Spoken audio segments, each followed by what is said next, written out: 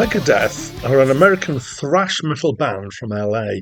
They're one of what's known as the Big Four, which are Megadeth, Metallica, Anthrax, and Slayer. So they were formed in 1983 by Dave Mustaine. He was a founder member of Metallica, but he was sacked from Metallica and therefore founded Megadeth. They've had more or less a continuous existence since then, with Mustaine being the most constant member, apart from a break in the band when he had damaged his arm. They released their first album in 1985 and their 16th in 2022. Hi, my name's Dan. So this was the fourth album by Megadeth.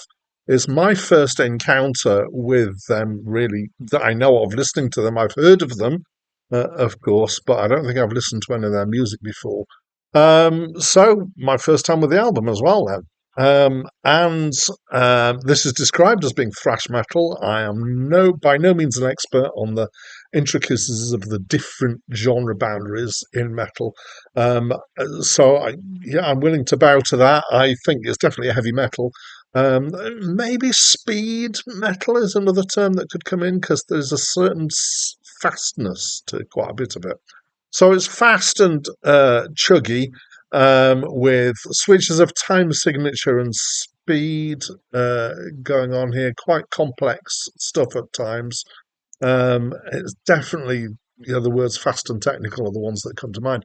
There's quite a bit of the of guitar shredding, so you got Guitar Hero style stuff. It's definitely lead guitar lines, and it's a two guitar lineup, so they use them to do harmonies with each other, which is quite a nice sound, in my opinion.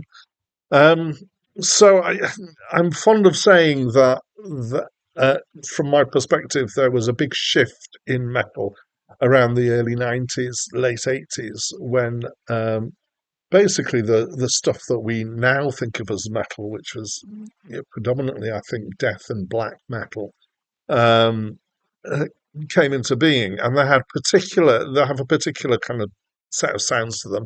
Some of it is to do with the screaming and the grunting, of course, but it's also to do with a move away from lead guitar and more into fast chugs of rhythmic guitar stuff.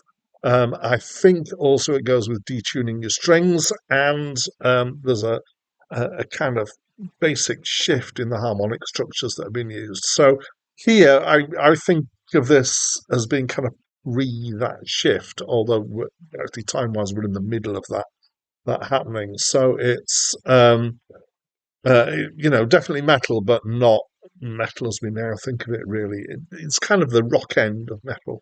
It still does have some unusual harmonic structures, by which I mean the scales that are used are quite interesting at times. Overall, it's a bit relentless, I have to say. The singing's okay. It's quite generic. He certainly can blast it out, but it's not a very distinctive voice. Like a lot of metal, it works better loud. There is some really good guitar work in here, very technically competent. Some nice isolated bass work too.